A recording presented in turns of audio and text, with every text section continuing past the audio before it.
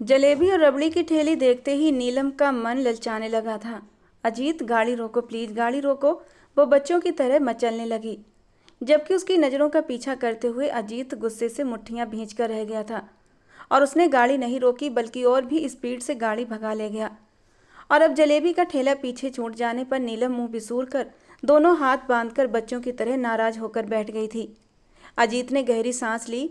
वो इस लड़की से परेशान हो चुका था, लेकिन अपनी हरकतों से वो बाज नहीं आती थी। नीलम, मैं पहले भी कई बार कह चुका हूँ और आज भी कह रहा हूँ, अपना ये मोटापा कम करो और ये बेकार की चीज़ें खाना बंद कर दो, वरना क्या? वो गुस्से से तिलमिलाती सीधी होकर बैठी थी। वरना मैं तुमसे बात नहीं करूँगा, हमेशा हमेशा के लिए तुम्हें छोड़ दूंगा और कभी भी तुम्हें अपनी ज़िंदगी में शामिल नहीं करूँगा। मुझे ऐसी मोटी हर तरफ से फैली हुई पत्नी हरगिज भी नहीं चाहिए, बस। उसने एक ही सांस में अपनी बात पूरी कह दी थी, जबकि नीलम उसे बस हैरत से देखती रह गई थी। तुम ऐसा कह रहे हो अजीत? इसका मतलब तुम मुझसे प्यार नहीं करते। अगर मुझसे प्यार करते होते तो आज इतनी बड़ी बात न कहते और मेरी छोटी छोटी ख्वाहिशों को यूं इग्नोर न करते। अब तुम्हें मेरा मोटापा नजर आता है, पहले तो मेरा मोटापा नजर नहीं आता था, अब अचानक से क्यों नजर आने लगा? तुम बदल गए हो अजीत। वो गुस्से से मुंह फुलाकर खिड़की की तरफ देखने लगी, जबकि अजीत एक गहरा सांस लेते हुए खुद को शांत करने की कोशिश करने लगा। तुम पहले इतनी मोटी नहीं थी नीलम। हाँ, पहले तुम्हारा वजूद भरा भरा था जो तुम्हें और भी खूबसूरत बनाता था। उस वक्त तुम्हारा शरीर सुडौल हुआ करता था, लेकिन देखो अब हर तरफ से फैलने लगा है। कभी खुद को आईने में देखा है तुमने? मोटापे की वजह से तुम्हारी ये खूबसूरत बड़ी बड़ी आंखें अब छोटी छोटी लगने लगी हैं। चलती हो तो ऐसा लगता है कोई बुलडोजर चला आ रहा है। वो उसके मोटापे को कुछ ज़्यादा ही बड़ा चढ़ाकर बता रहा था, क्योंकि वो उसे डराने की हर मुमकिन कोशिश कर रहा था।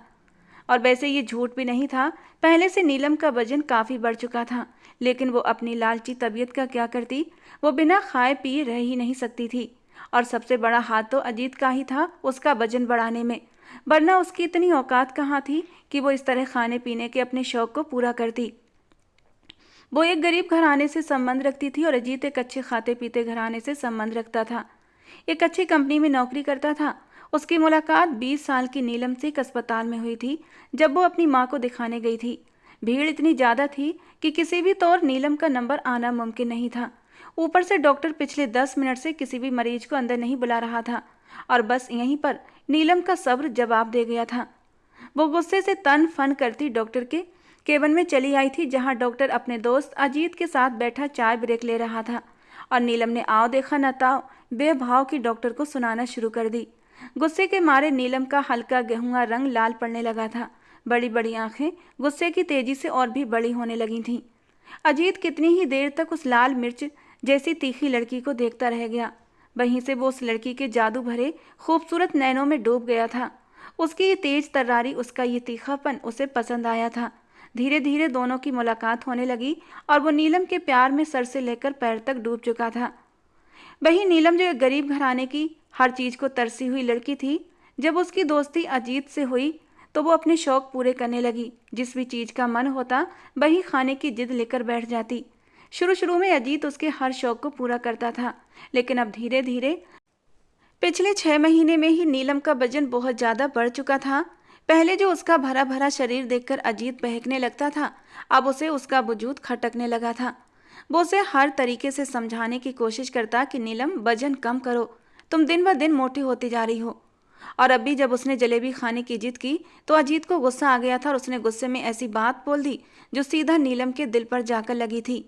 हालांकि अजीत कभी उसे अपनी जिंदगी से निकालने के बारे में सोच ही नहीं सकता था। वो उसके दिल के बेहद करीब थी, उससे वो बहुत मोहब्बत करता था। गाड़ी रोको, नीलम ने गुस्से से कहा। लेकिन क्यों? अभी तो तुम्हारा घर दूर है। मैं रिक्शे से चली जाऊंगी, लेकिन तुम्हारे साथ नहीं जाऊंगी। एक पल में ही तुमने मुझे पराया कर दिया अजीत। खुद की जिंदगी से बेदखल करने की बात कह दी। अभी ये हाल है, जब मैं तुमसे शादी कर लूंगी तब तो तुम मुझे बिल्कुल ही घास नहीं डालोगे। हमेशा की कम अकल मासूम नीलम अजीत की जरा सी बात का बतंगड़ बना गई थी। उसके हाथ में उसका बैग था जिसमें उसकी सीवी थी। अजीत उसे अपनी कंपनी में लेकर गया था। उसने सोचा था कोई छोटी मोटी जॉब अगर नीलम की लग जाती है तो उसके घर के हालात बेहतर हो जाएंगे। और वो भी कुछ दुनियादारी को सीखने लगेगी, वरना वो बहुत ही मासूम थी, बहुत जल्दी लोगों की बातों में आ जाती थी, दुनियादारी की चालबाजियों से बिल्कुल बेखबर। लेकिन अजीत की एक बात से बुरा मानकर अब वो रास्ते में ही उतर चुकी थी। अजीत ने भी एक गहरा सांस लिया और ये सोचकर खामोश हो गया कि वो कल तक नीलम को मना लेगा। लेकिन नीलम इस बात को ज़्यादा ही दिल पर ले गई थी। उसने हमेशा अजीत के मुंह से प्यार भरी बातें सुनी थीं, आगे आने वाली जिंदगी के सपने सजाए थे। आज उसने पहली बार उसे अपनी जिंदगी से बेदखल करने की बात कही थी और नीलम हमेशा की जज्बाती लड़की जज्बात में बह गई थी। अजीत, तुमने आज मेरा दिल तोड़ दिया। ठीक है, जब मैं इस दुनिया से चली जाऊंगी तब तुम्हें मेरी कद्र महसूस होगी। ये सोचते ही उसके कदम खुद ब खुद ब्रिज की तरफ बढ़ने लगे थे। वो एक खतरनाक इरादा कर चुकी थी, अपनी नादानी में एक बड़ा कदम उठाने जा रही थी। और अब ब्रिज पर खड़ी वो लड़की खामोशी से नीचे बहती नदी को देख रही थी। हल्की हल्की हवाएं उसके बालों के साथ खेल रही थीं, मगर उसकी आंखों में एक अजीब सा ठहराव था। आंखों में आंसू थे और आंसुओं के पीछे गहरी मायूसी छुपी हुई थी। उसे हर चीज से नफरत हो चुकी थी। उसके हाथ में जो काले रंग का बैग था, उसने नफरत और गुस्से से उस बैग को देखा और अगले ही पल वो बैग पानी में फेंक दिया। एक जोरदार छपा की आवाज हुई थी। वो फैसला कर चुकी थी, आज के बाद उसे किसी चीज की परवाह नहीं थी, न अपनी जिंदगी की, न इस बेदर्द जिंदगी से जुड़े दर्द की। उसके आंसू गालों पर बहने लगे थे। अजीत, तुमने बिल्कुल भी अच्छा नहीं किया। वो धीरे धीरे अपने कदम आगे बढ़ाने लगी, जैसे पानी की गहराई उसे अपनी ओर खींच रही हो। एक कदम, फिर दूसरा, मगर जैसे ही उसने छलांग लगाने के लिए हल्का सा झुकाव लिया, एक मजबूत हाथ तेजी से आगे बढ़ा और उसके पेट के आसपास तेजी से लिपट गया। क्या कर रही हो? एक गहरी जादू भरी मगर धीमी आवाज उसके कानों में गूंजी। वो चौंक गई, मगर फिर फौरन खुद को छुड़ाने की कोशिश करने लगी। छोड़ दो मुझे, मैं चाहे कुछ भी करूं, तुम्हें क्या लेना देना इस बात से? उसने बेबसी और गुस्से से कहा। मगर वो इंसान जो अब उसके बिल्कुल करीब आ चुका था, एक पल को भी आज़ाद करने के लिए तैयार नहीं था। मैं छोड़ दूं ताकि तुम सीधा मौत के हवाले हो जाओ? मैं ऐसा हरगिज नहीं करने दूंगा। शुभम की पकड़ बहुत मजबूत हो गई थी, जबकि नीलम तड़प रही थी। उसकी आंखों में डर था, बेबसी थी, साथ ही गुस्सा भी। ये मेरी जिंदगी है, तुम होते कौन हो मुझे रोकने वाले? शुभम ने गहरी सांस ली, जैसे अपनी बेबसी को, अपने गुस्से को बर्दाश्त कर रहा हो। हाँ, ये तुम्हारी जिंदगी है, मगर इस पर सिर्फ तुम्हारा हक नहीं, तुम्हारी माँ का भी हक है, तुम्हारे पापा का भी हक है, तुम्हारे भाई बहन का भी हक है, और अगर कोई ना भी हो तो तुम्हारी सांसों पर तुम्हारा खुद का हक है। तुम इन्हें यूँ बेमोल ख़त्म कर दोगी? नहीं, हरगिज़ नहीं। नीलम की आंखों में आंसू भरने लगे। नहीं, मुझे मर जाने दो। मैं किसी की कुछ नहीं हूँ, किसी के लिए भी कुछ भी नहीं। ये फैसला तुम्हें करने का कोई हक नहीं, समझी? शुभम ने उसे सख्ती से घूरा। मरने के हजार बहाने हैं, मगर जीने के लिए सिर्फ एक उम्मीद चाहिए, और मैं तुम्हें वो उम्मीद दूंगा, चाहे तुम्हें पसंद हो या ना हो। नीलम ने एक झटके से खुद को छुड़ाने की कोशिश की, मगर वो बेबस थी। वो लड़खड़ाई, मगर वो उसे थाम न लेता तो शायद वो नीचे गिर जाती। बस चलो यहाँ से, शुभम ने धीरे से कहा, मगर उसकी पकड़ में जरा भी नरमी न आई थी। उसके हाथ और पांव सुन्न हो रहे थे, मगर उसका दिल अब भी धड़क रहा था। एक हाथ से शुभम ने उसकी कमर को जकड़ा हुआ था और उसकी पकड़ इतनी मजबूत थी कि वो चाह कर भी खुद को छुड़ा ना पाई। मुझे छोड़े, मुझे नहीं जीना, उसने गुस्से से चीख कर कहा, जबकि शुभम की पकड़ और भी मजबूत हुई थी। नीलम के आंसू और भी तेजी से बहने लगे। तुम होते कौन हो और क्यों रोका मुझे? जबकि शुभम ने एक पल को उसकी बेबस आंखों में झांका और ठंडे अंदाज में बोला, मैं पुलिस अफसर हूँ, एसपी शुभम राजपूत, और मेरा फर्ज है किसी को यूं मरने न दूं। नीलम ने खुद को उसकी मजबूत पकड़ से छुड़ाने की एक और कोशिश की, मगर वो 1 इंच भी नहीं हिल सकी। मुझे नहीं जीना, उसने चीखते हुए कहा। चुप हो जाओ, शोर मचाने की जरूरत नहीं। मैं करूंगी शोर, सबको बताऊंगी कि तुम मुझे जबरदस्ती रोके हुए हो, वो चिल्लाई, जैसे किसी चमत्कार की उम्मीद हो कि कोई आकर मुझे छुड़ा ले। जबकि शुभम के लबों पर एक तंजिया मुस्कुराहट आई थी, मगर उसकी पकड़ अब भी वैसी ही थी। शोर करो शोर, मैं एक पुलिस वाला हूँ, आराम से सबको डील कर लूँगा। वैसे आखिर मरना क्यों चाहती हो, क्या वजह है? नीलम ने आंखें बंद कर लीं। कुछ देर पहले जो कदम वो गुस्से से उठाने वाली थी, अब अपने ही किए पर पछताने लगी। ये उसकी सबसे बड़ी गलती थी कि उसे गुस्सा जल्दी आता था। मेरा बैग भी पानी में चला गया, मेरा सब कुछ चला गया, मेरा सामान, मेरा फ्यूचर, सब कुछ ख़त्म हो गया, और अब मैं भी जाना चाहती थी, मगर तुमने मुझे रोक लिया। अब मैं दोबारा से सब कुछ अफोर्ड नहीं कर सकती। अब कोई फ़ायदा नहीं जिंदा रहने का। शुभम के माथे पर बल पड़ गए। उसने अपनी सांस काबू में करने की कोशिश की और नरम अंदाज में बोला, चिंता मत करो, मैं तुम्हें सब दिला दूंगा। नीलम ने ना में सर हिलाया। उसके बाल चेहरे से चिपक गए थे, आंखें लाल हो चुकी थीं। नहीं, मुझे कुछ भी नहीं चाहिए, सिर्फ सुकून चाहिए। शुभम ने उसका चेहरा अपने दोनों हाथों में लिया और सख्ती से बोला, लेकिन मैं तुम्हें किसी भी कीमत पर ये काम नहीं करने दूंगा, समझी? शुभम ने गहरी सांस ली और प्यार से कहा, अच्छा देखो, मेरी बात सुनो, मेरे साथ चलो। नीलम कुछ देर खामोश रही, मगर जैसे ही उसने पलटने की कोशिश की, उसके कदम डगमगा गए और वो रोते हुए अचानक शुभम के सीने से लग गई और बिलखने लगी, जैसे सारी दुनिया के खिलाफ अपनी बेबसी का ऐलान कर रही हो।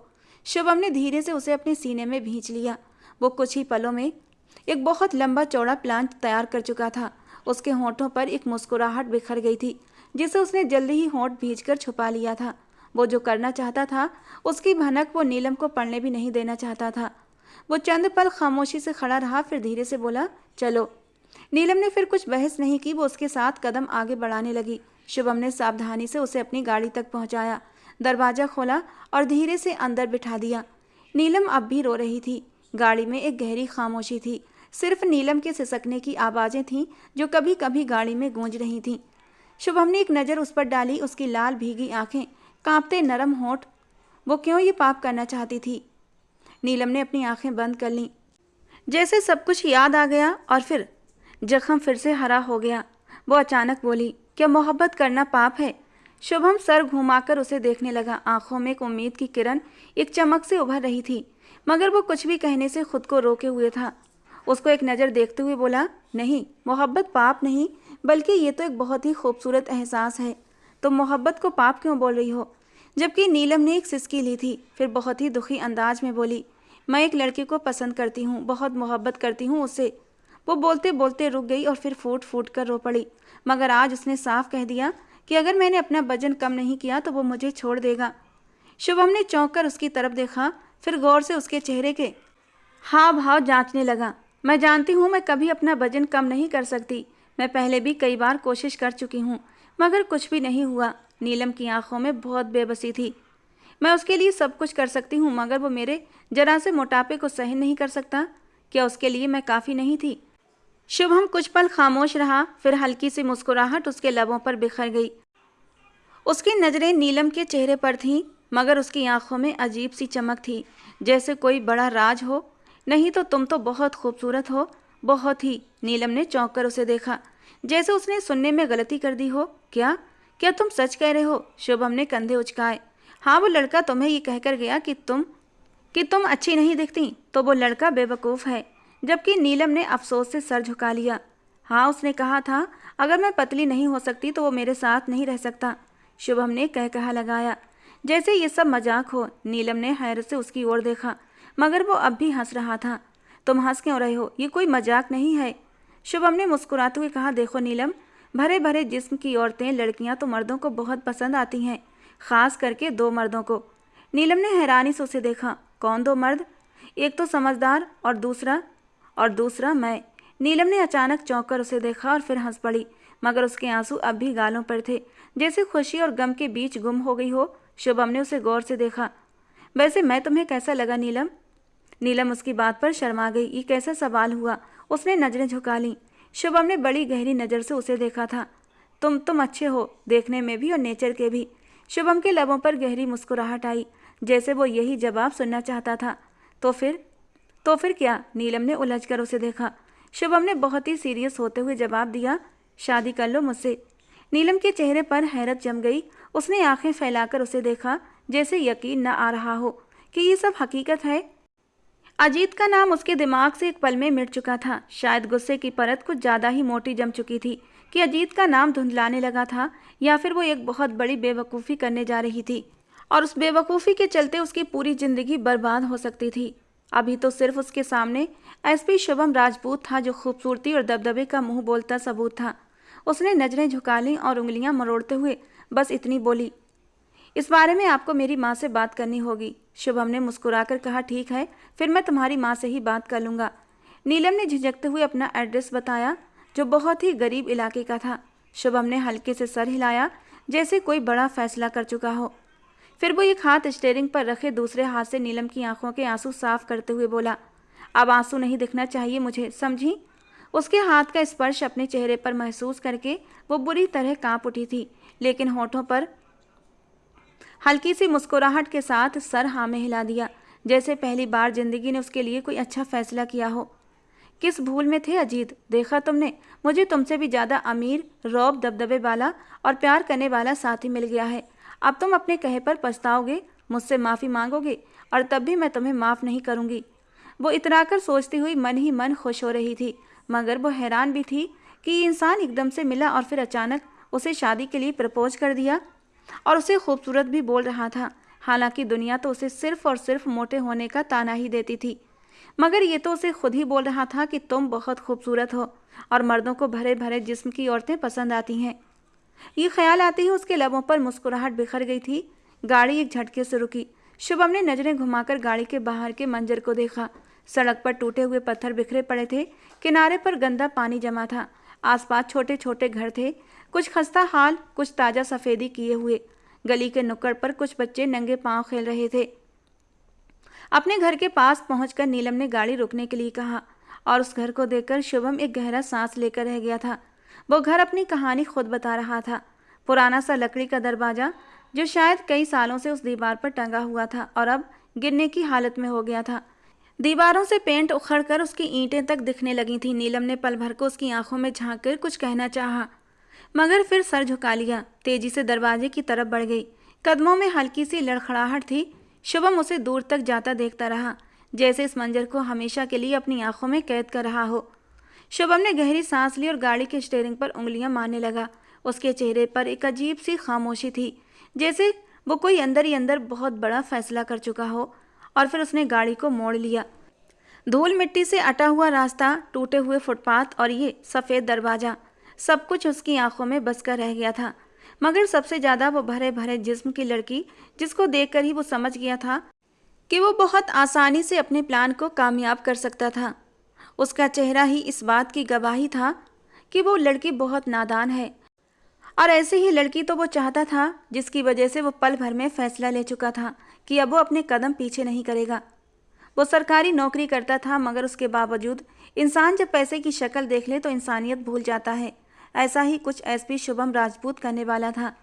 बरामदे में पुरानी चारपाई बिछी थी, जिस पर नीलम की माँ सरिता जी बैठी सब्जी काट रही थीं। पास ही एक टूटी हुई बाल्टी रखी थी, जिसमें धुली हुई सब्जियां रखी थीं।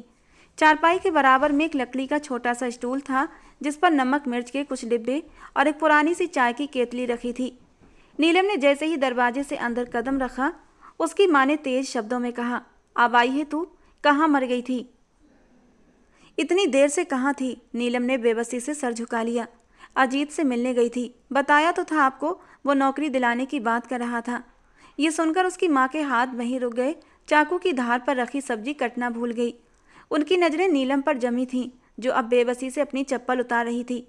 अजीत और नीलम की दोस्ती के बारे में सरिता जी अच्छे से जानती थीं, बल्कि उनके दिल को बड़ा सुकून था कि उनकी बेटी ने एक अच्छे लड़के को पसंद किया है, और जल्दी ही वो उसके हाथ पीले करके अजीत के साथ विदा करके उसके फ़र्ज से आज़ाद होना चाहती थी। ऐसा लड़का तो उन्हें अपनी गरीबी के हालात में कभी भी न मिलता। वो तो किस्मत अच्छी थी नीलम की कि अजीत का दिल नीलम पर आ गया था। क्या कुछ बना? माँ की आवाज़ में वही शक्ति थी जो हमेशा से होती थी। नीलम का दिल जैसे फिर से भर आया। उसने अपना दुपट्टा मजबूती से पकड़ा, आंखें भीग गईं। उसने कहा है कि अगर मैं अपना वजन कम नहीं कर सकती तो वो मुझे छोड़ देगा, और अब सच में वो मुझे छोड़ चुका है। सरिता जी ने झटके से सब्जी काटना छोड़ी और दोनों हाथ कमर पर रख लिए। हाय हाय नीलम, मैंने कितनी बार कहा था वजन कम कर ले, वरना ये लड़का तेरे हाथ से निकल जाएगा, मगर तेरी अकल में मेरी बातें कहाँ आती हैं। नीलम ने आंखें जोर से बंद कर लीं, जैसे वही पुरानी नसीहतें दोबारा सुनने का हौसला नहीं था। मम्मी बस कर दो ना, वो झुंझला गई। मैं बस कर दूं? मेरी बेटी को कोई यूँ धुतकार दे और मैं बस कर दूं? नीलम ने लंबी सांस ली, फिर अचानक सर उठाया, लापरवाही से बोली, लेकिन मम्मी, आज मेरी मुलाकात एसपी शुभम राजपूत से भी हुई है। ये सुनते ही सरिता जी का सारा गुस्सा जैसे हवा हो गया। उन्होंने फौरन नीलम को गौर से देखा। कौन शुभम? ये कहाँ से आ गया? नीलम ने खुद को ज़्यादा होशियार दिखाने की कोशिश की। मम्मी बहुत अमीर है, पुलिस में है, बहुत बड़ा अफसर, और कह रहा था मैं बहुत हसीन हूँ और वो मुझसे शादी भी करना चाहता है। वो बहुत ही मासूमियत से बोली थी, जबकि सरिता जी की आंखें हैरत से फैल गईं। सच में? और तूने क्या कहा? नीलम ने कंधे उचका दिए। मैंने कहा अगर मेरी माँ को पसंद आया तो ठीक, वरना मेरी तरफ से इनकार है। हो सकता है वो कल आए। सरिता जी कुछ पल उसे हैरानी से देखती रहीं, फिर माथे पर हाथ मारकर बोली, भगवान जाने अब ये कहाँ से टपक पड़ा। रास्ते में मिला था, नीलम ने लापरवाही से जवाब दिया। बस बोलने लगा कि मैं उसे बहुत खूबसूरत लगी हूँ और मुझसे शादी करना चाहता है। सरिता जी ने गहरी सांस ली, फिर अचानक उनके चेहरे पर खुशी की चमक आ गई। चलो जो भी है, वो लड़का ना सही ये लड़का सही, चल आता है तो देख लूँगी। वो जैसे खुद से बात कर रही थी, फिर नीलम की तरफ मुड़ी। वैसे एक बात बड़ी हैरान कर देने वाली है, इतना अमीर लड़का तुझे अचानक कैसे मिल गया और तुझे शादी करने के लिए अचानक से राजी भी हो गया। देख ले, अगर झूठ हुआ तो मैं तेरी चमड़ी उधेड़ दूंगी। अजीत का गम भुलाने के लिए मेरे दिमाग में फिजूल की बातें डालने की ज़रूरत नहीं। तुझे कितना समझाया था मैंने लड़की, अपना वजन कम कर ले, अमीर लड़का है हाथ से निकल जाएगा, मगर तू मेरी सुनती कहाँ है। जबकि नीलम ने खामोशी से नजरें झुका लीं। वो जानती थी ये सब बातें उसे सुननी ही थी, मगर फिर भी वो चुप रही और चुपचाप उठकर कमरे की तरफ बढ़ गई। अब उसे कल का इंतजार था। एक पल के लिए तो उसे भी ये सब कुछ एक सपने की तरह लगा था। अचानक से एक आदमी का आना और फिर अचानक उसकी तारीफ करके शादी की ऑफर कर देना कोई आम बात तो न थी, मगर अब वो सिर्फ इंतजार ही कर सकती थी। वो कमरे में दाखिल हुई और दरवाज़ा अंदर से बंद कर लिया। छोटा सा कमरा था, दीवारों पर सीलन थी। एक साइड में एक पुरानी सी अलमारी रखी हुई थी जिसका दरवाज़ा टेढ़ा हो चुका था। बीच में पुराना मगर साफ सुथरा बिस्तर बिछा था जिस पर नीलम धप से बैठ गई। वो गहरी सांस लेते हुए छत को घूरने लगी। आज जो कुछ हुआ था उसे यकीन नहीं आ रहा था। सुबह तक वो अजीत के पीछे भाग रही थी, अब एक एसपी उसे शादी का कह रहा था। वाह नीलम, तेरी तो किस्मत चमक गई, उसने खुद से कहा और फिर धीरे से हंस पड़ी। कुछ पल वो यूं ही बैठी रही, फिर अचानक जैसे कोई ख्याल आया और तेजी से उठी। दीवार के साथ एक छोटा सा आईना लगा था जो इतना पुराना हो चुका था कि किनारे से धुंधला पड़ गया था। वो आईने के सामने जाकर खड़ी हो गई। गेहुआ हल्का रंग, बड़ी बड़ी आंखें, भरे भरे गाल। वो खुद को गौर से देखने लगी, लेकिन एकदम मुस्कुरा दी। मैं तो बहुत खूबसूरत हूँ, वो खुश होकर बोली, जैसे खुद को यकीन दिलाने की कोशिश कर रही हो। जब मैं एक एसपी को पसंद आ सकती हूँ तो फिर मैं खूबसूरत ही हूँ। पता नहीं अजीत को क्या समस्या थी। उसने आईने में अपनी आंखों को गौर से देखा, जैसे वहाँ कोई जवाब तलाश कर रही हो।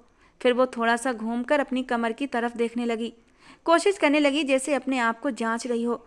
भरा भरा जिस्म है तो क्या हुआ, उसने हल्की सी हंसी के साथ कहा। मर्दों को वैसे भी ऐसी ही औरतें ज़्यादा पसंद होती हैं। अचानक ही वो खामोश हो गई। मैंने इतना समय अजीत के पीछे बर्बाद कर दिया जो एक बार भी ये ना कह सका कि मैं खूबसूरत हूँ, और शुभम ने तो पहले ही दिन कह दिया। ये सोचकर उसके चेहरे पर एक खूबसूरत सी मुस्कान आई थी। उसने अपने बालों में हाथ फेरा और आईने में खुद को देखकर मुस्कुरा पड़ी। कुछ भी हो जाए मैं उस एसपी से शादी करके रहूंगी, वो धीरे से बोली थी, जैसे अपनी आप से ही वादा कर रही हो। फिर वो आईने के सामने खड़ी खुद को काफ़ी देर तक देखती रही, जैसे अपने नए सपनों में खो गई हो। वो ऐसी ही थी, मासूम सी, थोड़ी सी मोहब्बत के बोल सुन लेने के बाद हर गम को भूल जाती थी। और आज जब एसपी ने उसे खूबसूरत कहा, उसके फिगर की तारीफ की, तो उसे बहुत अच्छा लगा था और वो फौरन ही उसके सपने सजाने शुरू कर चुकी थी। एकदम से वो चहकते हुए वापस बिस्तर पर बैठते हुए बोली थी, कितनी बड़ी गाड़ी थी उसकी, कितना खूबसूरत चेहरा था उसका। वाह नीलम, तेरे तो भाग ही जग गए हैं। सारी लड़कियां बस तेरे बारे में ही अब बात करेंगी, किस्मत हो तो मेरे जैसी। वो खुद ही खुद खुश हो रही थी, इस बात से अनजान कि आगे उसकी ज़िंदगी में कौन सा बड़ा तूफान आने वाला था। जिस एसपी के वो सपने सजा रही है वो असल में क्या चीज़ है। वो हंसती खेलती लड़की कितने बड़े तूफान में घिरने वाली है। नीलम के साथ कुछ ऐसा ही होने वाला था जिसके बारे में उसने सोचा भी नहीं होगा। उसका कसूर सिर्फ ये था कि वो मोटी थी और उसका ये मोटापा उसको एक ऐसी तकलीफ भरी जिंदगी देने वाला था जिससे वो बिल्कुल ही अनजान थी। अगले दिन पूरे घर का मंजर बदल चुका था। घर सुबह सवेरे ही दोनों माँ बेटी ने मिलकर साफ सुथरा कर लिया था। बर्तन चमका दिए थे, सजावट भी कर ली थी। हालांकि घर सिर्फ एक कमरे का था, मगर आज वो किसी महल से कम नहीं लग रहा था। कम से कम नीलम की नज़रों में वो महल जैसा ही हो गया था।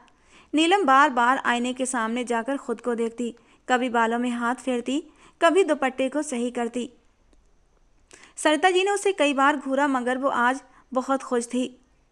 5 बजने आए हैं, पता नहीं आएगा या नहीं। नीलम ने हल्की सी बेचैनी से सोचा और दरवाजे की तरफ नजरें घुमा ली, लेकिन फिर ठीक 5 बजे दरवाजे पर हल्की सी दस्तक हुई। नीलम का दिल जोर से धड़का, मगर वो अंदर कमरे में रही। उसकी माँ तेजी से बरामदे में आई और दरवाज़ा खोल दिया। सामने वही शानदार पर्सनालिटी खड़ी थी, एसपी शुभम, अपनी वर्दी में, मगर आज उसकी आंखों में एक अजीब सी झलक थी। वो दरवाजे पर खड़ा जैसे कुछ सोच रहा था कि क्या कहे। तुम कौन हो? नीलम की माँ ने अनजान बनते हुए सवाल किया। हालांकि उसे अच्छी तरह मालूम था। शुभम ने हल्की सी मुस्कुराहट के साथ कहा, कल आपकी बेटी से मुलाकात हुई थी, नीलम से। वो मुझे पसंद आई है और हम दोनों शादी करना चाहते हैं। मेरी बात हो गई है उससे। अगर आप इजाज़त दें तो मैं अंदर आ जाऊं। दरवाजे पर खड़ा होना अच्छा नहीं लगता। नीलम की माँ ने एक नज़र उसकी वर्दी पर डाली, फिर दरवाजे से हटकर बोली, हाँ हाँ क्यों नहीं, आइए। शुभम अंदर आ गया और एक नज़र आसपास दौड़ाई। बरामदा सादा था मगर साफ सुथरा था। शुभम ने कहना शुरू किया कि मैं नीलम को अपनाना चाहता हूँ और इसी सिलसिले में मुझे आपकी इजाज़त ज़रूरी है। नीलम की माँ ने घबराहट के साथ उसकी तरफ देखा। वो आने के साथ ही रिश्ते की बात कर रहा था। उसके अंदाज से ये बात साफ झलक रही थी कि वो जल्द से जल्द अपनी बात को पूरी करना चाहता है। लेकिन सरिता जी थोड़ा घबरा गई थी। मगर बेटा, तुम्हारे माँ बाप कहाँ हैं? ये रिश्ते तो बड़े तय करते हैं ना। जब शुभम ने गहरी सांस ली। मेरे माँ बाप इस रिश्ते के खिलाफ होंगे क्योंकि मैं एक जमींदार घराने से संबंध रखता हूँ। हमारे यहाँ जमींदारों की शादियाँ गाँव की लड़कियों से ही कराई जाती हैं। मगर ये मैं फैसला खुद करना चाहता हूँ, इसलिए मैं उनको आखिर में बताना चाहता हूँ। अगर उन्हें अभी खबर हो गई तो वो ज़बरदस्ती मेरी शादी कहीं और करवा देंगे। वो साफ दिली से बोला था। बात घुमाना उसे पसंद नहीं था। नीलम की माँ के चेहरे पर बेयकीनी के साए लहराने लगे। बेटा, ये सब इतनी आसानी से नहीं होता। रिश्तेदारियाँ तो बड़े लोग ही तय करते हैं। मैं तुम्हारी बात का सम्मान करती हूँ, लेकिन ख़ानदान वालों को भी जवाब देना होता है। तुमने तो आते ही रिश्ते की बात कर दी। न तुमने अपने ख़ानदान के बारे में बताया, न हमारे बारे में पूछा। हम तो बहुत गरीब हैं। शुभम ने फ़ौरन बात काट दी। मुझे इन सब चीज़ों से कोई फ़र्क नहीं पड़ता। मुझे सिर्फ नीलम चाहिए और कुछ नहीं। नीलम की माँ ने गौर से उसके चेहरे को देखा। कुछ था उसकी बातों में जो उन्हें हजम नहीं हो रहा था। वो बेचैनी से इधर उधर पहलू बदलने लगी। फिर अचानक बोली, अच्छा मैं अभी आती हूँ। ये कहकर वो तेज़ी से अंदर चली गई। नीलम, जो पहले ही कान लगाकर सब कुछ सुन रही थी, फ़ौरन सीधी होकर बैठ गई। जैसे ही उसकी माँ कमरे में दाखिल हुई, उसने बेचैनी से पूछा, मम्मी क्या हुआ? मगर सरिता जी खामोश रहीं। नीलम, मुझे ये लड़का ठीक नहीं लगता। वो बहुत ही परेशानी से बोली थी। नीलम, जो पहले ही माँ की परेशान शक्ल देखकर घबरा चुकी थी, फ़ौरन बोली, मम्मी अब ये क्या नई कहानी शुरू कर दी आपने? सरिता जी ने माथे पर हाथ फेरा जैसे कोई बोझ महसूस कर रही हो। नीलम, सच सच बता, ये लड़का कहाँ मिला था तुझे? इसके साथ तो कोई बड़ा नहीं आया। ऐसे रिश्ते नहीं किए जाते नीलम। मैं इस रिश्ते से इनकार कर रही हूँ। नीलम की आंखें हैरत से फैल गईं। फिर गुस्से से माथे पर बल डालकर बोली, क्या मतलब मम्मी, इनकार कर रही हो? आप ही तो कहती थी कोई अच्छा लड़का देख लो। अब जब मैंने देख लिया तो आपको नखरे सूझ रहे हैं। सरिता जी ने नाराज़गी से बेटी की ओर देखा।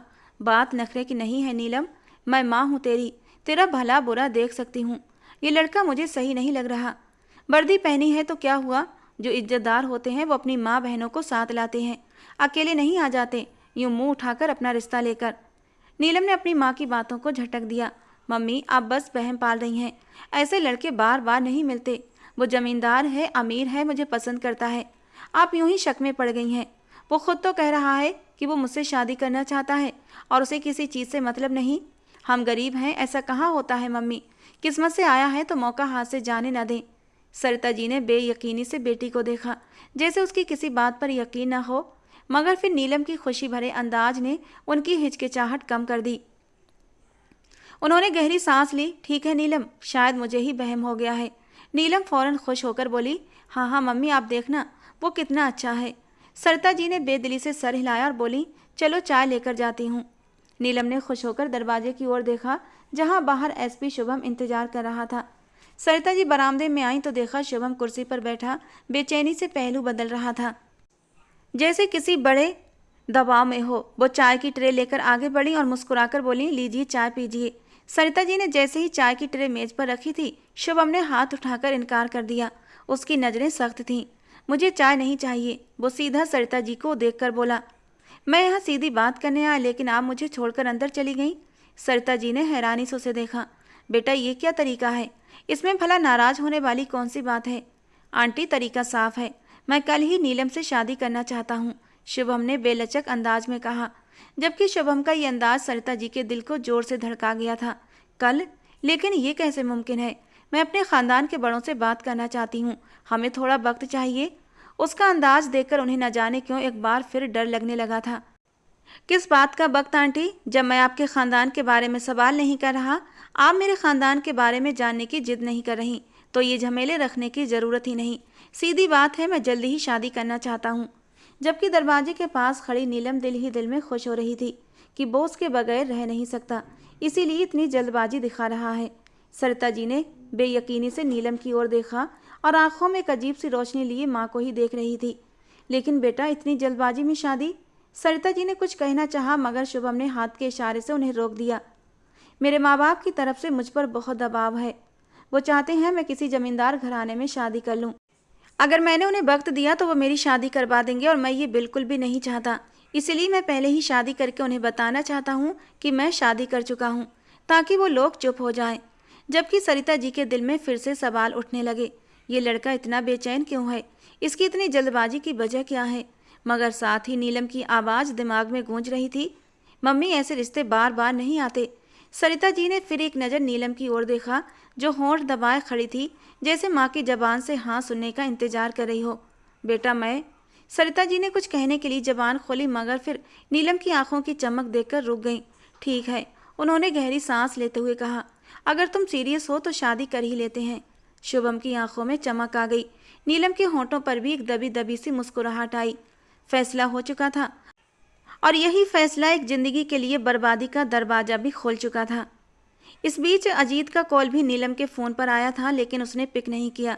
उसकी नाराज़गी देखकर अजीत के होंठों पर एक दिल फरेब सी मुस्कान आई थी।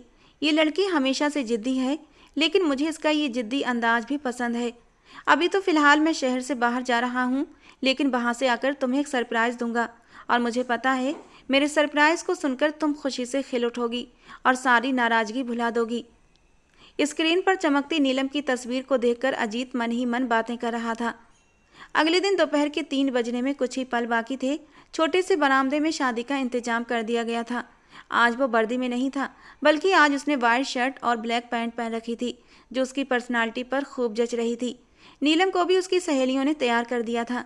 जेवर के नाम पर बस एक जोड़ी झुमका उसके कानों में था, मगर आज उसका चेहरा अलग ही दमक रहा था। खुशी और घबराहट दोनों एक साथ उसके चेहरे पर थे।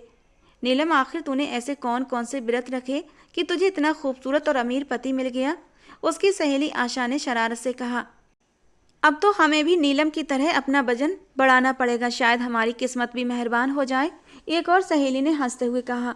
कमरे में कहे कहे गूंज उठे। नीलम ने शर्माकर सर झुका लिया। वो जानती थी उसके सपने पूरे हो रहे थे। वो एक नई दुनिया में कदम रखने वाली थी, जहाँ गरीबी और मायूसी की कोई जगह नहीं थी। उसी वक्त उसकी माँ अंदर कमरे में चली आई। चलो नीलम, फेरों का समय हो गया है, पंडित जी बुला रहे हैं। वो अपनी सहेली और माँ के साथ बाहर आई थी। उसे बहुत ही आराम से मंडप में बिठा दिया गया। सरिता जी के चेहरे पर अब भी एक उलझन थी, साथ ही साथ एक माँ की बेबसी भी थी, जो बेटी की जिद के आगे हार मान चुकी थी। पंडित जी शादी के मंत्र पढ़ने शुरू कर चुके थे और हर मंत्र के साथ नीलम का दिल जोरों से धड़क रहा था। धीरे धीरे शादी की सारी रस्में पूरी हो रही थीं और वो शुभम के नाम होती जा रही थी। शादी खुशी खुशी संपन्न हो चुकी थी। सरिता जी ने गहरी सांस ली, जैसे किसी बोझ से आज़ाद हुई हों। नीलम की किस्मत अब बदल चुकी थी। विदाई का वक्त आ पहुंचा।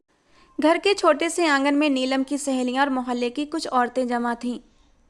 नीलम की नज़रें बस अपनी माँ पर जमी थीं, जो खामोश खड़ी उसे देख रही थीं। आंखों में आंसू थे, मगर वो बर्दाश्त कर रही थी। मम्मी, नीलम ने कांपती हुई आवाज़ में कहा, और अगले ही पल वो अपनी माँ के गले लगकर रो पड़ी। सरिता जी ने उसे जोर से अपने सीने से लगा लिया, जैसे उस पर आखिरी बार अपनी ममता निछावर कर रही हों। उनकी बेटी जो हमेशा उनके साथ रही थी, हर मुश्किल वक्त में उनका सहारा बनी थी, आज एक नए घर जा रही थी, जहाँ न जाने उसके नसीब में क्या लिखा था। जा बेटी, खुश रहना, अपने घर को संभालना, अपने पति को खुश रखना। उनकी आवाज़ कांप रही थी। नीलम ने आखिरी बार माँ की गर्म हथेली को चूम लिया, फिर अपने छोटे भाई के पास आई। वो एक कोने में खामोश खड़ा था। नीलम ने उसका हाथ थामा। माँ का ख्याल रखना, सुन रहे हो? उसके भाई ने हल्के से सर हाँ में हिला दिया, मगर कुछ बोला नहीं। नीलम की आंखें भर आईं। उसने खुद को संभाला, शुभम जो काफ़ी देर से खामोश खड़ा था अब आगे बढ़ा।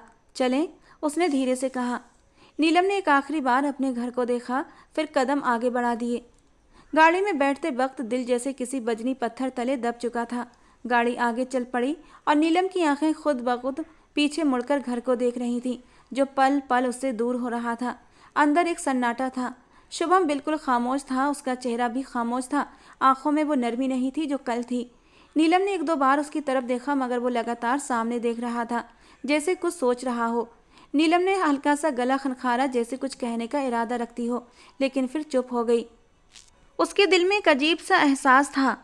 ये वही आदमी था जो कल तक इतनी बेताबी से शादी की जिद कर रहा था, मगर आज तो ऐसा लग रहा था जैसे कोई बोझ उठा रखा हो। गाड़ी के अंदर सिर्फ खामोशी का राज था और नीलम को ये खामोशी अजीब लग रही थी। गाड़ी एक बड़े से गेट के सामने रुक गई। नीलम ने हैरत से शीशे से बाहर झांका।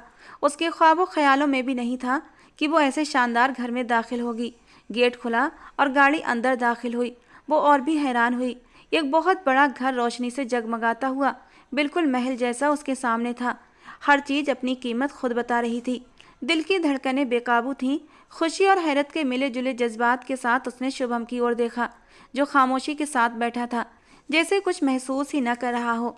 गाड़ी रुकी और एक नौकर आगे बढ़ा। शुभम खामोशी से नीचे उतरा, जबकि नीलम का दिल धड़कने लगा। ये है मेरा घर, उसने बेयकीनी से खुद से कहा। घर के अंदर का मंजर और भी शानदार था। बड़ी बड़ी दीवारों पर कीमती पेंटिंग्स लगी थीं। फर्श पर नरम मुलायम कालीन थे और रोशनियों की चमक से पूरा माहौल जगमगा रहा था। नीलम की आंखों में हैरत थी। चलो अंदर, शुभम ने छोटे से शब्दों में बात पूरी कर दी और आगे बढ़ गया। नीलम उसके पीछे पीछे चलने लगी। वो उसे लेकर बड़े से कमरे में आया, जो शायद उसका बेडरूम था। कमरा भी इतना शानदार था कि नीलम के कदम रुक गए। दीवारों पर सफ़ेद और सुनहरे रंग का पेंट, कीमती फानूस, नरम बिस्तर और हर चीज़ महंगी से महंगी सजी हुई थी।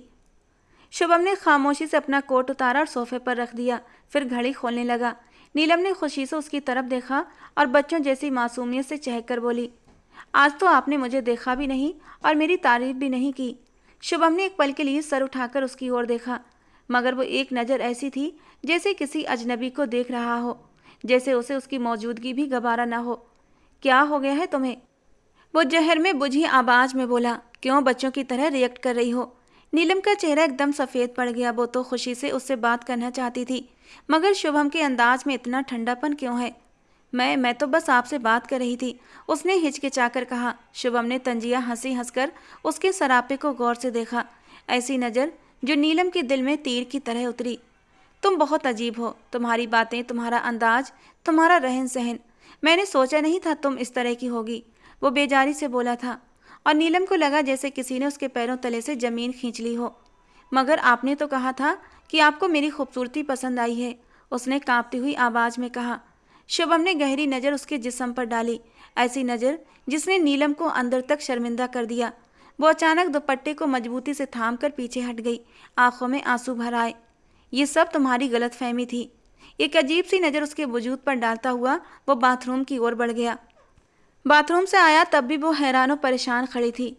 वो अपने शर्ट के बटन खोलता हुआ उसके करीब बढ़ा। अब इतनी हैरान क्यों हो?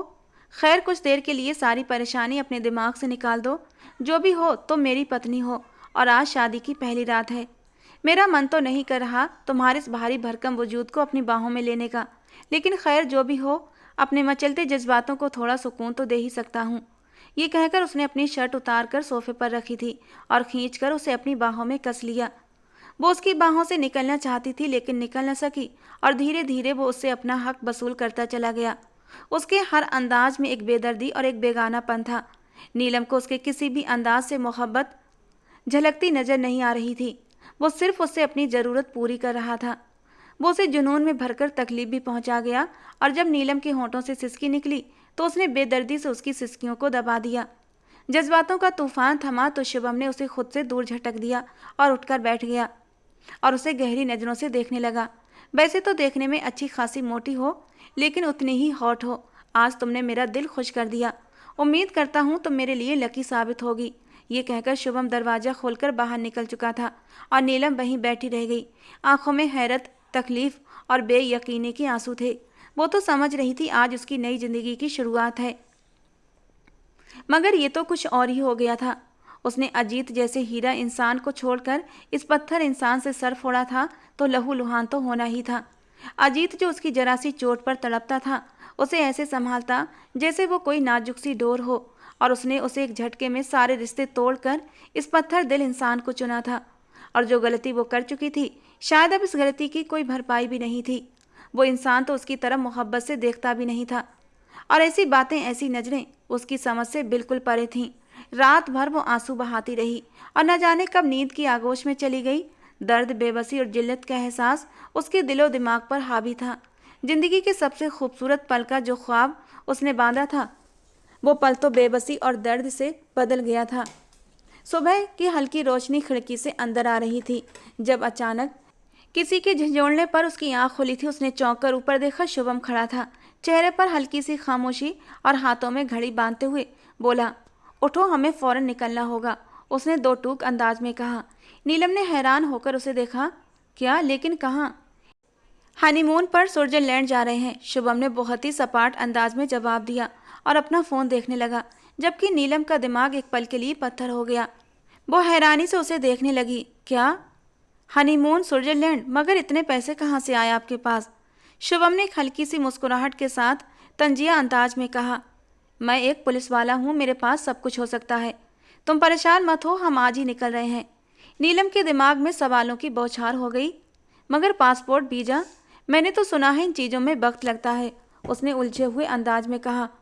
शुभम ने कंधे उचकाए। मैं सब देख लूंगा, तुम बस तैयार हो जाओ। नीलम को अजीब सा महसूस हो रहा था, इतनी तेजी से सब कुछ।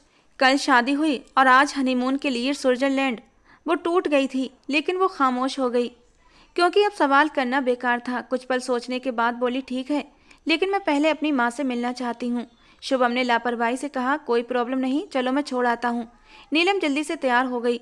सरिता जी ने जैसे ही दरवाज़ा खोला और अपनी बेटी को देखा तो खुशी और उदासी के मिले जुले जज्बात चेहरे पर आ गए।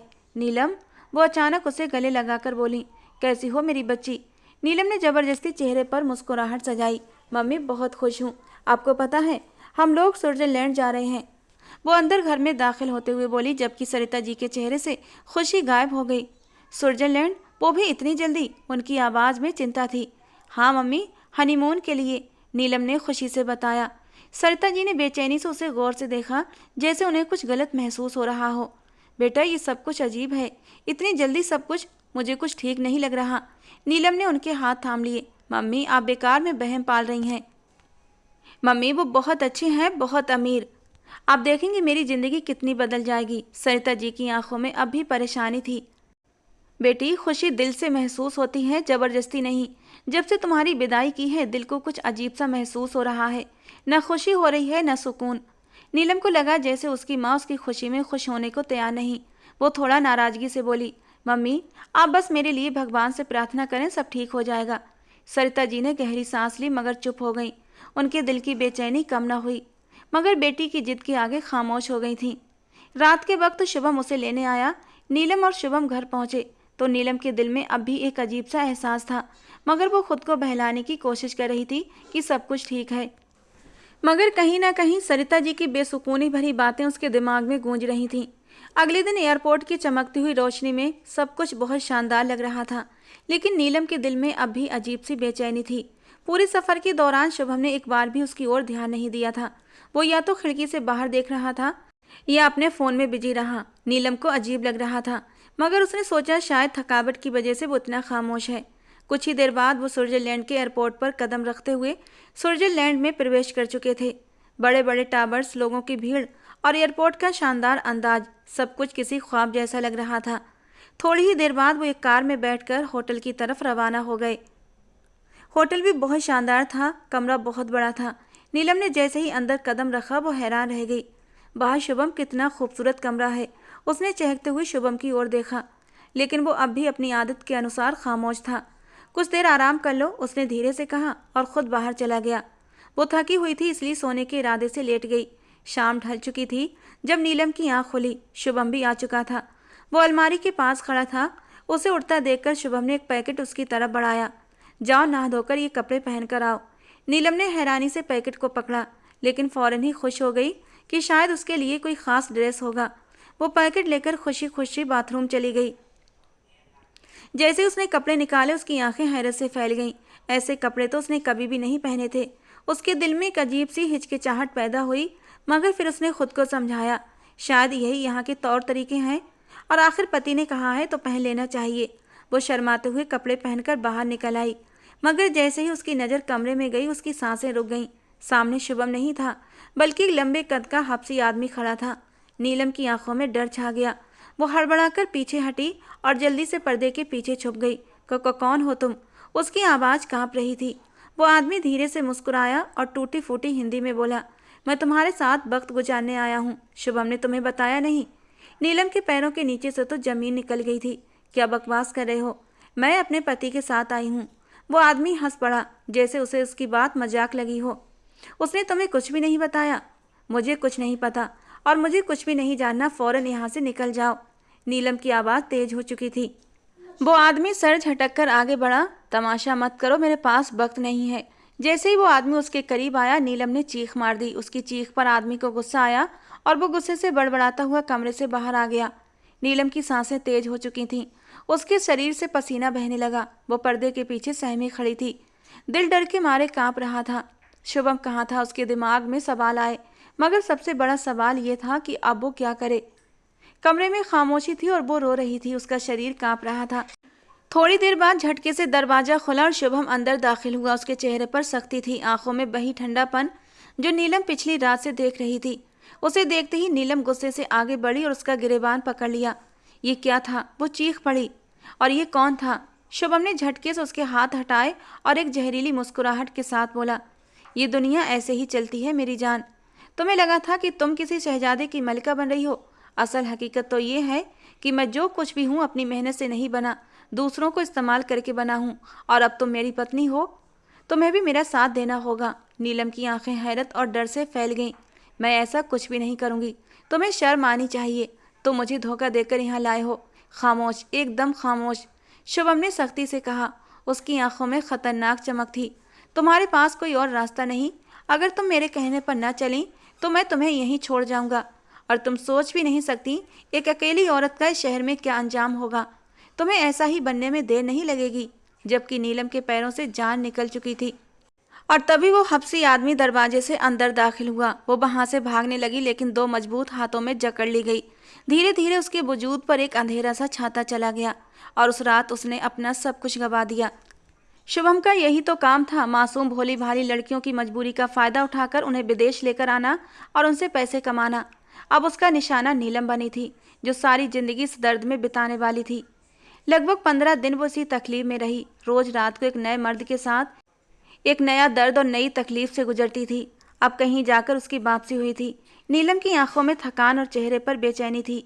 वापसी पर जब वो एयरपोर्ट पर अपनी माँ के पास जाने की जिद करने लगी तो शुभम ने खामोशी से सर हिला दिया, लेकिन वार्निंग देना नहीं भूला था। जैसा चल रहा है वैसा ही चलने देना। एक शब्द भी जबान से निकाला तो तुम्हारी माँ और तुम्हारा भाई इस दुनिया में सुबह का सूरज नहीं देख पाएगा। और नीलम डर से अंदर तक कांप उठी थी। उसने चुपचाप आंखों में आंसू भरकर सर हाँ में हिला दिया और शुभम के होठों पर एक शातिर मुस्कुराहट फैल गई। वो जानता था नीलम के अंदर अब इतनी हिम्मत नहीं रही कि वो उसका मुकाबला कर सके।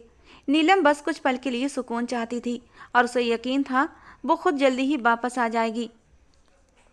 जब नीलम अपने माँ के दरवाजे पर पहुंची तो सरिता जी ने जैसे ही बेटी को देखा वो हैरान रह गई।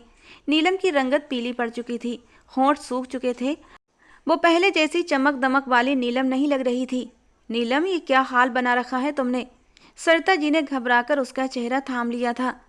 नीलम ने जबरदस्ती एक हंसी होंठों पर सजा ली। कुछ नहीं मम्मी, बस सफ़र की थकान है। वहाँ का मौसम भी कुछ अच्छा नहीं था, शायद इसी वजह से कमज़ोर लग रही हूँ।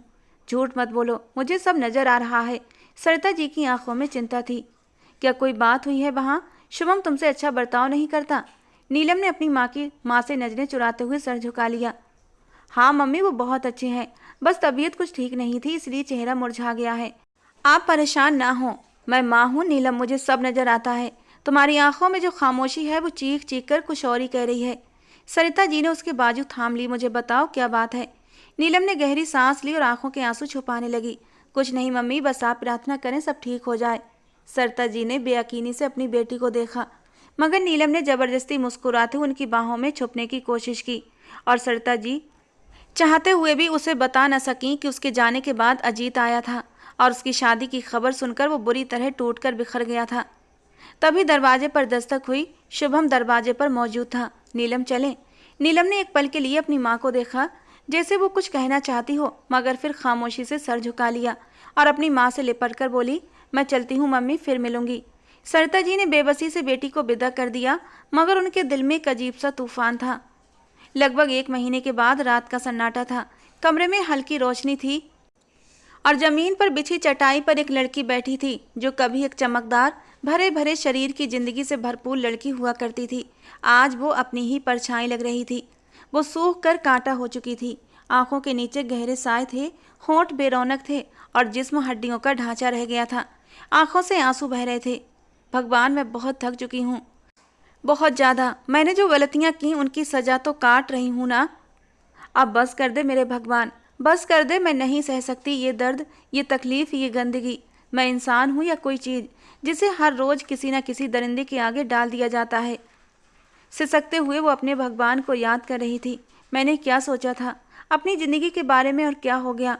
मैंने क्या पाप किया था कि तूने मुझे ऐसे लोगों के हवाले कर दिया? मेरी रिहाई का कोई रास्ता निकाल दे भगवान। बस एक बार मुझे इस नर्क से निकाल दे। मेरा दिल टूट चुका है, मेरा जिस्म थक चुका है, मगर मैं जानती हूँ तू मेरी मदद जरूर करेगा। वो बेबसी से अपने चेहरे को दोनों हाथों में छिपाकर रो पड़ी।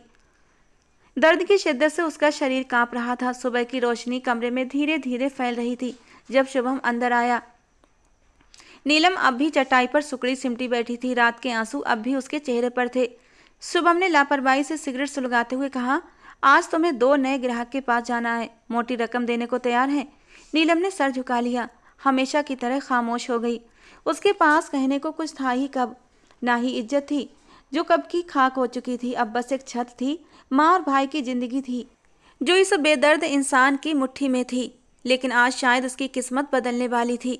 जो भगवान के सामने रो रो कर प्रार्थना की थी वो खाली नहीं जाने वाली थी। उसकी जिंदगी में तूफान आने वाला था जो सब कुछ बदल कर रख देता। रात के 12 बजे रेड रंग के नाइट ड्रेस में लिपटी वो बहुत मजबूर सी बैठी थी। तभी बाहर से उसे 2 मर्दों के बातें करने की आवाज़ें आने लगीं। आज तो शुभम ने हद कर दी थी। 2 लोगों को एक साथ कमरे में भेज रहा था। बेबसी से उसके आंसू गालों पर बहने लगे। वो दोनों मर्द आपस में बातें कर रहे थे। एक मर्द शायद दूसरे को जबरदस्ती लेकर आया था, क्योंकि वो अंदर आने के लिए बिल्कुल भी तैयार नहीं था। राकेश, ये तू मुझे कहाँ लेकर आया है? जबकि दूसरे मर्द की आवाज़ आई थी, एक बार चल तो सही। जो तू जोगी बना फिरता है ना, तेरे दर्द की दवा अब यही एक इलाज बचा है। दुनिया में एक ही लड़की पर सब कुछ खत्म नहीं हो जाता। एक छोड़कर गई तो दूसरों की जुल्फों के साए में पनाह ढूंढ लो, गम खुद ब खुद हल्का हो जाता है। तू जानता है ना, मैंने सिर्फ एक लड़की से मोहब्बत की है, उसके अलावा मैं किसी दूसरे की तरफ आंख उठाकर भी नहीं देख सकता। और ये आवाज़ सुनकर नीलम का दिल धक से रह गया था। ये तो अजीत की आवाज़ थी। तू पागल है, ये मोहब्बत कुछ नहीं होती, बस दिमाग का फितूर होती है। एक बार उस लड़की को दिमाग से झटक कर दुनिया में फैली खूबसूरती को महसूस कर सब कुछ खूबसूरत लगने लगेगा। एक काम कर, तू अंदर जा, तब तक मैं जरा ताज़ा दम होने के लिए कुछ लेकर आता हूँ। वो एक आंख दबाता हुआ अजीत को अंदर कमरे में धकेल कर पीने का सामान लेने चला गया। वो कुछ सोच समझ पाती कि तभी दरवाज़ा खुला और कदमों की आहट गूंजी थी और वो सहम कर खड़ी हो गई। जब सामने नज़र उठाई वो पत्थर की बन गई। सामने खड़ा कोई और नहीं बल्कि अजीत ही था। वही अजीत जिसकी मोहब्बत कभी उसके सपनों का हिस्सा थी। वही अजीत जिसकी बातों में कभी दुनिया की हर मिठास थी। वही अजीत जिसे वो अपनी नादानी के चलते बहुत पहले खो चुकी थी। आज वो उसके सामने खड़ा था, लेकिन जिस हाल में खड़ा था उसका दिल धक से रह गया। आज उसकी आंखों के नीचे हल्के थे, चेहरा पीला था, शरीर कमज़ोर पड़ चुका था। अजीत भी उसे देखकर पत्थर हो गया था। आंखों में बेयकीनी, लबों पर खामोशी। वो बस नीलम को फटी फटी निगाहों से देख रहा था। अब न वो भरा भरा शरीर था, न चेहरे पर वो रंगत थी, न लबों पर मुस्कान थी, न आंखों में वो चमक थी। वो धीरे धीरे उसके करीब आया। तुम कहाँ चली गई थी? मैंने तुम्हें कितना ढूंढा, कितनी कॉल्स की। मेरा एक बात का कहना कि खुद का वजन कम कर लो, तुम्हें इतना बुरा लगा कि तुम मुझे छोड़कर चली गई? वो थके हुए अंदाज में बोला। नीलम के आंसू बह पड़े, जबान सिल गई, शब्द खत्म हो चुके थे। तुम जानती हो, तुम्हारे जाने के बाद मेरी जिंदगी उजड़ गई थी। मैं कहीं का न रहा। मुझे लगता था शायद तुम मुझसे नाराज हो, मगर मगर ये सब क्या है? वो खामोश हो गई। अजीत ने उसे कंधे से पकड़कर झंझोड़ दिया। बोलो नीलम, ये सब क्या है? जबकि वो रोने लगी। फिर धीरे धीरे हर जख्म, हर तकलीफ, हर जिल्लत एक एक करके उसकी जबान से निकलने लगे। वो सब बताती चली गई और अजीत सुनता चला गया। उसके चेहरे के हाव भाव सख्त होते जा रहे थे, मुट्ठियां भींचती जा रही थीं। पल भर को कमरे में खामोशी छा गई। फिर वो धीरे से बोला, परेशान मत हो, मैं सब ठीक कर दूंगा। आज की रात तुम यहाँ आराम से रहो, सुबह तुम यहाँ से चली जाना, तुम्हें कोई कुछ नहीं कहेगा। ये कहकर उसने बिस्तर की तरफ इशारा किया और खुद कमरे से निकल गया। नीलम उसे जाते देखती रही, आंखों में उम्मीद और अविश्वास की चमक लिए। क्या वाकई ये उसकी ज़िंदगी बदल सकता था? मगर उसको लगा था ये सब बातें हैं, लेकिन इस बार बातें नहीं थीं। भगवान उसकी मदद करने वाले थे। ठीक 1 हफ्ते बाद रात का समय था। हर तरफ सुकून था। फार्म हाउस के लंबे चौड़े हॉल में गार्ड्स अपने रूटीन के अनुसार चक्कर लगा रहे थे। शुभम अपने कमरे में सो रहा था कि अचानक एक धमाका हुआ था। खिड़कियां लरजने लगीं, सायरन बज उठे। सिक्योरिटी गार्ड बदहवासी में उस तरफ दौड़ पड़े जहां आग के शोले बुलंद हो रहे थे।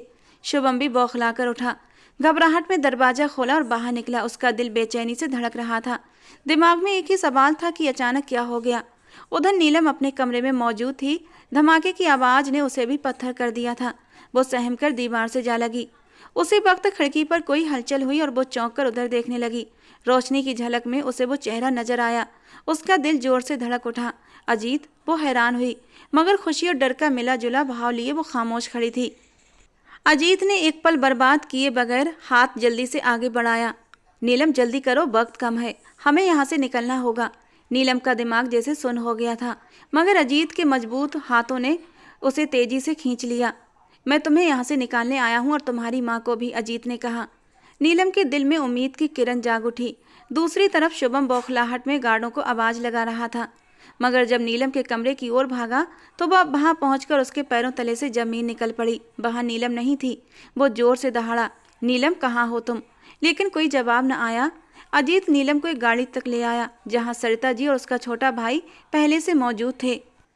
सरिता बेटी को सही सलामत देखकर रोने लगी। अजीत ने उन्हें पहले ही सब कुछ बता दिया था और अब वो उन्हें लेकर दूसरे शहर जा रहा था।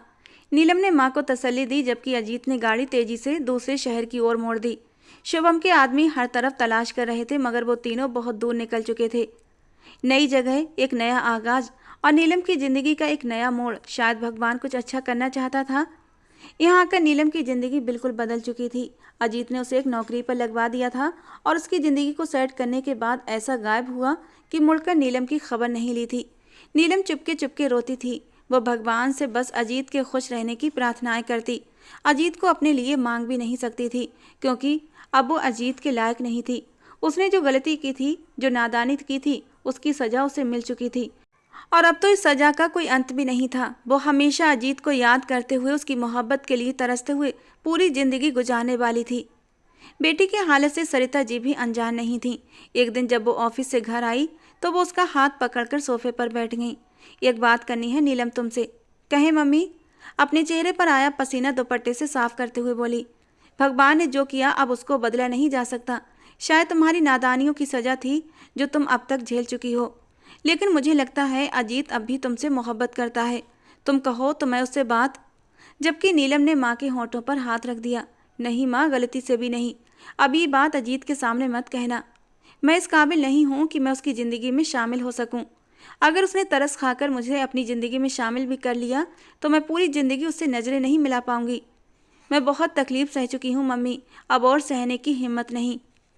मेरे अंदर अब और हिम्मत नहीं है। आंसू टूटकर गालों पर बहने लगे और सरिता जी खामोश हो गईं। और पूरे 2 महीने के बाद अजीत उसके सामने खड़ा था। हाथों में कुछ पेपर थे। ये क्या है? ये तलाक के पेपर हैं। शुभम से तुम्हें अदालत के जरिए तलाक दिलवा दी है और उसे उसके किए की सज़ा भी मिल चुकी है। उसने अपना मोबाइल खोलकर नीलम के सामने रखा, जिसमें उसके हाथों में हथकड़ियाँ थीं और पुलिस वाले उसे जीप के अंदर धकेल रहे थे। उसके खिलाफ सबूत इकट्ठा करने में मुझे काफ़ी वक्त लग गया, लेकिन फ़िलहाल वो अपने अंजाम को पहुंच चुका है। और नीलम ने अपनी नज़रें झुका लीं। वो कितनी ही देर तक खामोश बैठा रहा, जैसे कुछ बोलने की हिम्मत कर रहा हो, और फिर काफ़ी देर बाद बोला, नीलम, पिछले 2 महीने से मैंने हर रात जागते हुए गुजारी है।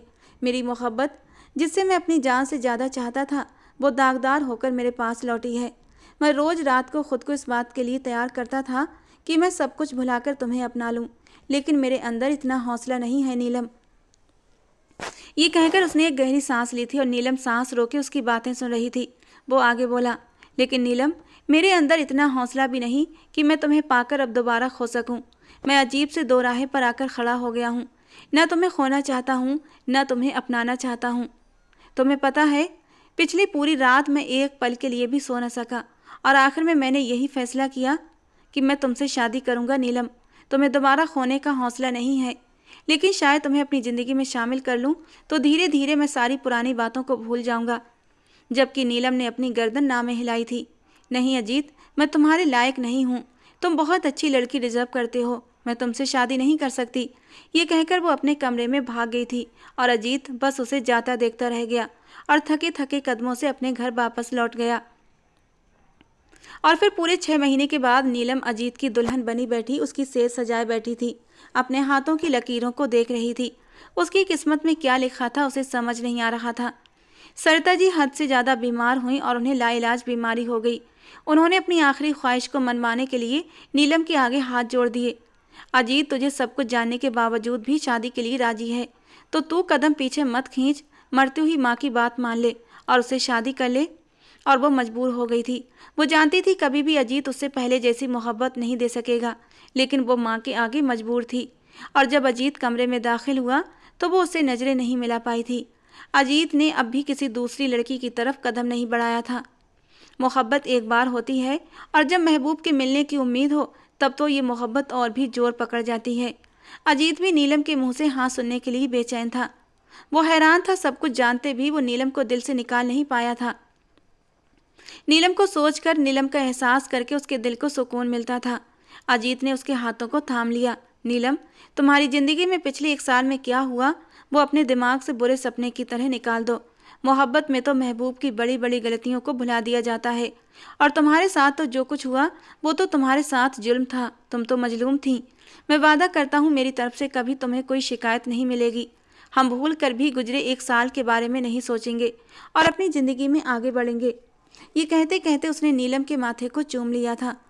बहुत ही प्यार से उसकी ज्वेलरी उतारी थी और उसके वजूद में डूबता चला गया था। आज पहली बार नीलम को अजीत की संगत में सुकून मिला था, ऐसा सुकून जो उसकी रूह में उतर गया था। और बाकी अजीत ने कभी उसे पिछली ज़िंदगी का ताना नहीं दिया था। भगवान ने उन्हें 2 जुड़वा बच्चे दिए, एक बेटा और एक बेटी। दोनों की ज़िंदगी खुशहाल हो चुकी थी, जहाँ गम की कोई परछाई नहीं थी। दोस्तों, आज की हमारी कहानी आपको कैसी लगी कमेंट बॉक्स में ज़रूर बताना। पसंद आई हो तो प्लीज़ लाइक करना। रोज़ एक नई कहानी सुनने के लिए हमारे चैनल को सब्सक्राइब करना। मिलते हैं दोस्तों अगली किसी नई रोमांटिक कहानी के साथ।